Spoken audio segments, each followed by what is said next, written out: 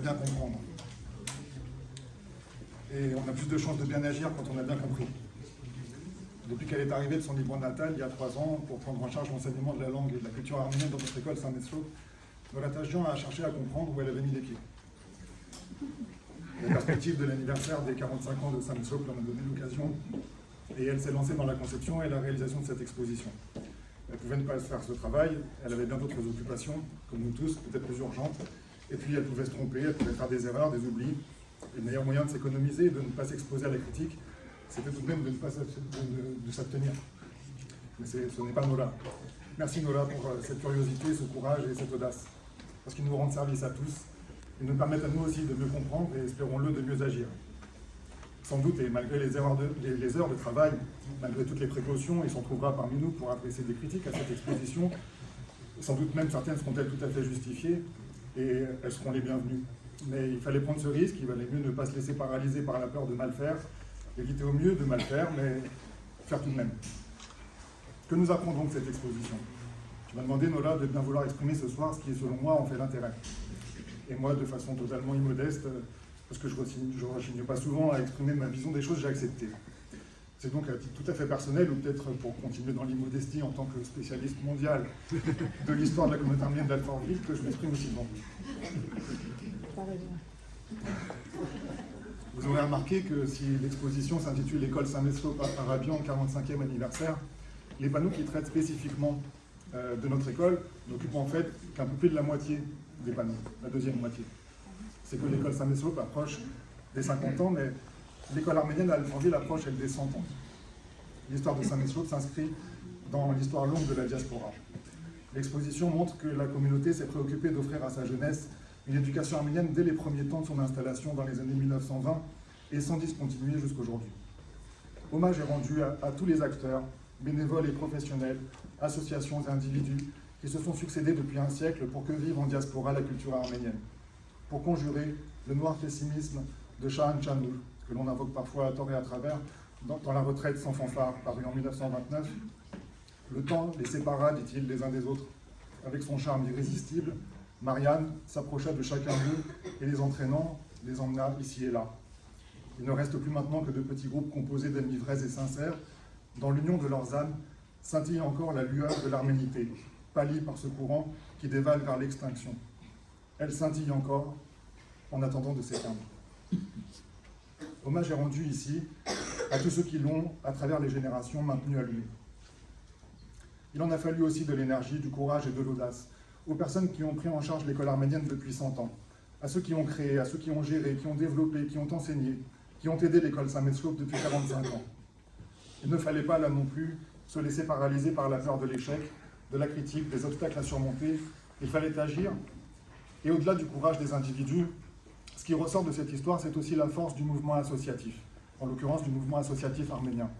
Successivement, parfois concomitamment, d'une façon ou d'une autre, l'Union de la jeunesse arménienne, l'UGAB, le HOC, la Croix-Rouge arménienne, devenue Croix-Bleue des Arméniens de France, la FRA Noserunt, la JAF, le comité paroissial de l'église arménienne d'Alfortville, l'association pour l'administration et la gestion de l'école Saint-Meslo, la maison de la culture arménienne, ont fédéré les énergies pour assurer cet impératif éducatif à destination des jeunes générations. Dès mars 1927, dans la petite chapelle, le Madoul, aménagée dans un modeste pavillon de la rue de Nice, au bout de l'île Saint-Pierre, qu'on commençait déjà à surnommer Rayastan, et qui n'était encore qu'un vaste marécage, sans eau, sans égout, sans électricité, sans route, et qui s'est mise à accueillir plusieurs dizaines d'enfants après l'école.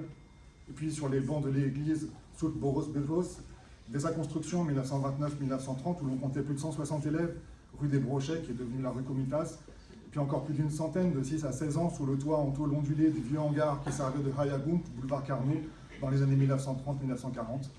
Et après-guerre, à l'école du jeudi, dans les écoles publiques de la rue de Liège, puis celle du Grand Ensemble et enfin l'école Étienne Gollet jusqu'aux années 1970, qui accueillait les élèves des cours d'arménien hebdomadaires sous la direction de l'église arménienne d'Alfortville. Combien de milliers d'enfants, au total, ont pu ainsi bénéficier en un petit siècle d'un enseignement arménien à Alfortville? Leurs nombreux visages sur les photographies exposées ici n'en donnent assurément qu'une bien petite idée. Un autre aspect marquant de cette exposition et qui explique en grande partie le deuxième âge de l'école arménienne à Alfortville, c'est l'implication de la municipalité. En effet, si l'enseignement de la langue et de la culture arménienne est porté depuis la fin des années 1970 par des associations solidement implantées, stables, adossées à des structures pérennes et proposant une activité durable comme Saint-Mescope et la MCA, c'est grâce au soutien de la municipalité. Il faut prendre toute la mesure de ce soutien, lui aussi courageux, constant et indispensable. Les majorités socialistes qui se sont succédées à Alfortville depuis les années 1960, dirigées par Joseph Franceschi, René Rouquet, Luc Vounas, Michel Gerchinovitz, ont fait leur les préoccupations des Alfortvillais d'origine arménienne et ont encouragé de façon décisive, dans les paroles et dans les actes, la structuration de la communauté, en particulier pour l'éducation de sa jeunesse. Certains parlent de communautarisme, de clientélisme, mais non. C'est la reconnaissance d'une société qui assume fièrement, qui revendique sans complexe son caractère multiculturel. Et c'est la démocratie, qui impose aux représentants élus de prendre en charge les aspirations exprimées par les citoyens. Les relations que les associations arméniennes ont su tisser avec les pouvoirs publics nous obligent mutuellement.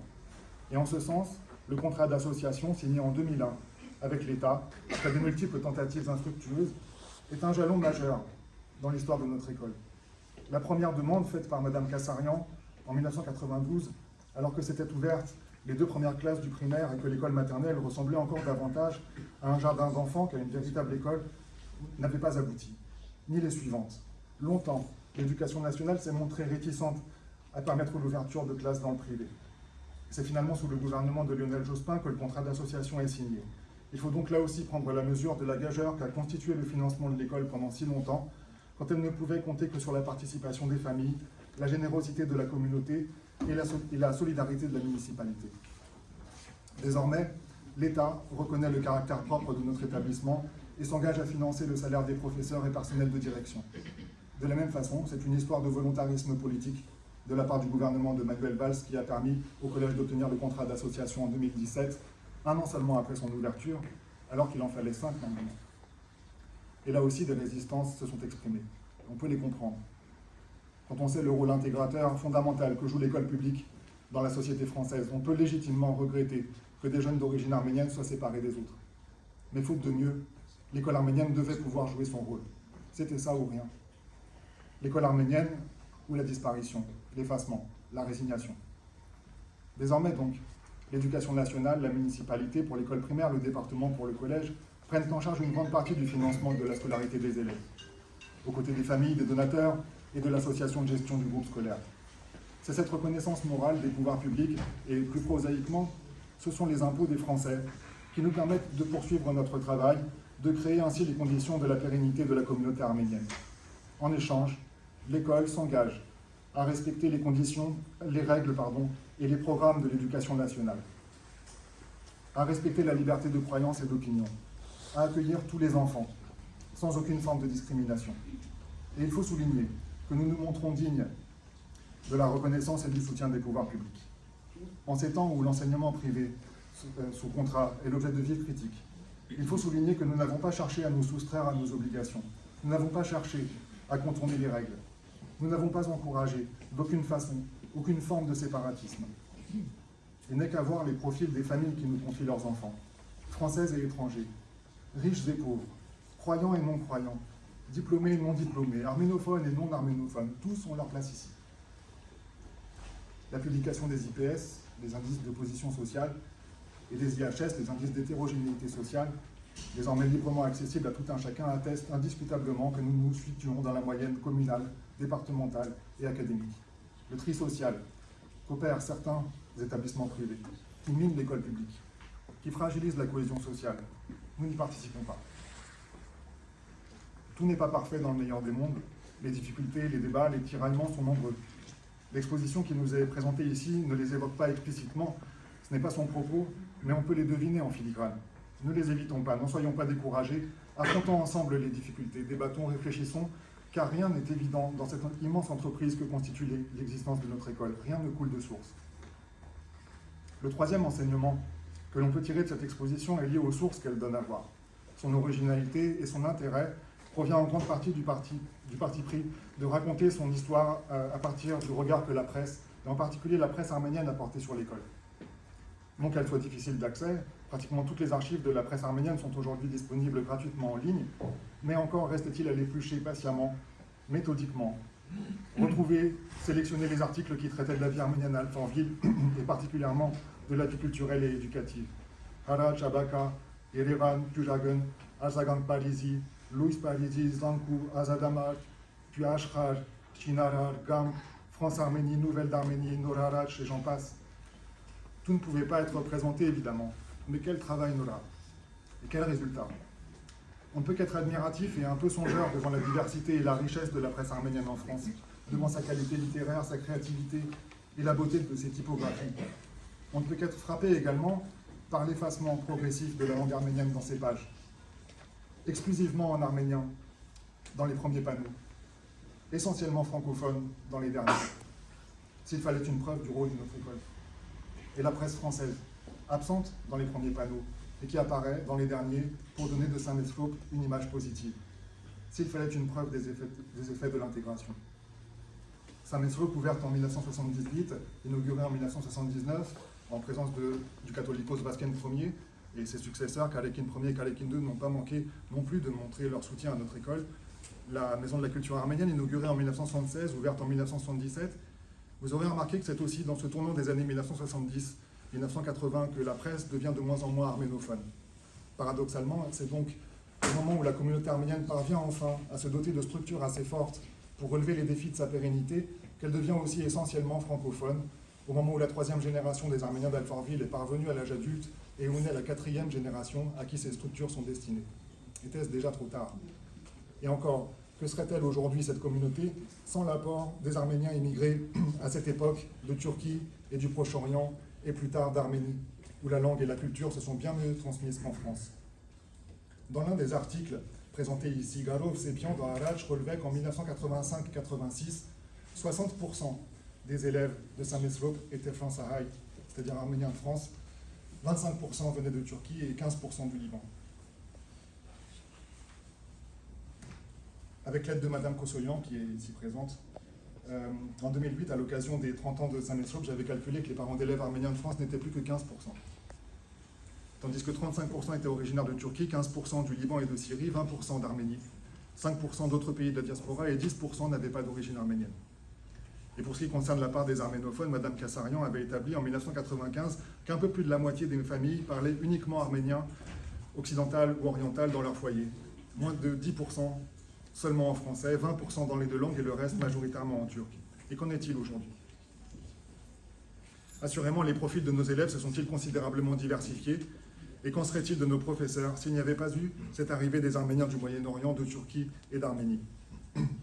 L'exposition rend donc aussi l'hommage qu'il mérite aux enseignants, enseignantes essentiellement, et au personnel de direction qui se sont succédés dans notre école, à ces professionnels venus exercer un travail que les générations issues des premiers arrivés des années 1920 étaient souvent plus capables d'accomplir. Reconnaissons ce que nous leur devons. On apercevra sur les panneaux notamment Madame Elmadjian, Madame Kassapian, Madame Karasalmassian, Madame Nazarian, Madame Grigorian, Madame Tajdian, et pour la direction de l'établissement, Madame Kassarian, Madame Kossoyan. D'autres auraient mérité d'être citées, qu'elles me pardonnent. Certaines ont montré une longévité impressionnante, qui témoigne d'un engagement sans faille. Madame Kurdjian Nazarian, Madame Baladian, Madame Kidishian, Madame Arslan. Et je ne parle ici que de celles qui ont eu en charge l'enseignement de l'arménien. On a peine à se représenter la difficulté de leur tâche. L'énergie, les compétences, l'inventivité, le dévouement dont elles ont dû et doivent encore faire preuve. De la même manière, on percevra le rôle des bénévoles qui ont permis à l'école de fonctionner et de se développer, en particulier dans le conseil d'administration de l'école. Ayons eu une pensée ce soir pour ceux qui nous ont quittés récemment. Serge Simonian, président fondateur, et Simon Simonian, président du CA dans les années 2000. Vous verrez apparaître quelques autres noms qui ont jalonné l'histoire de notre école. Monsieur Bédikian, à la tête du comité pour l'école, en lien avec la paroisse d'Alfortville, qui a porté le projet de construction de l'école dans les années 1970, Monsieur Zadigian dans les années 90-2000. Citons également la présence de Madame Lérian, la présidence de Madame Lérian, au cours de laquelle le nouveau bâtiment a été construit grâce à la donation de Monsieur Arabian.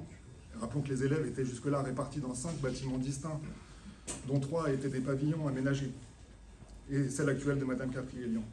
Leur tâche est difficile, parfois ingrate. Leurs responsabilités sont lourdes. Leurs orientations, leurs choix ont pu et peuvent encore être contestés. Et c'est d'ailleurs très sain qu'il en soit ainsi. Mais reconnaissons à sa juste valeur le dévouement dont ils font preuve, la quantité et la qualité de leur travail. Et que de travail il leur reste, il nous reste à tous à accomplir.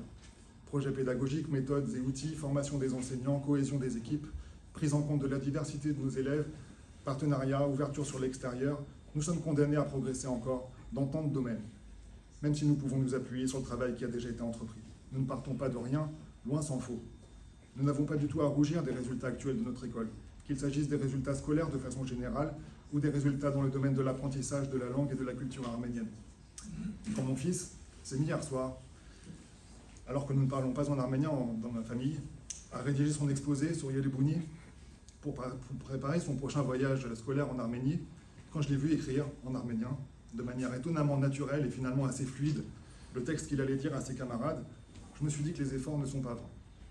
J'ai ressenti une émotion que toutes les familles ici ont déjà ressentie, et les générations précédentes la ressentaient de la même façon, les générations futures la ressentiront aussi, une émotion que parvient très bien à transmettre cette exposition.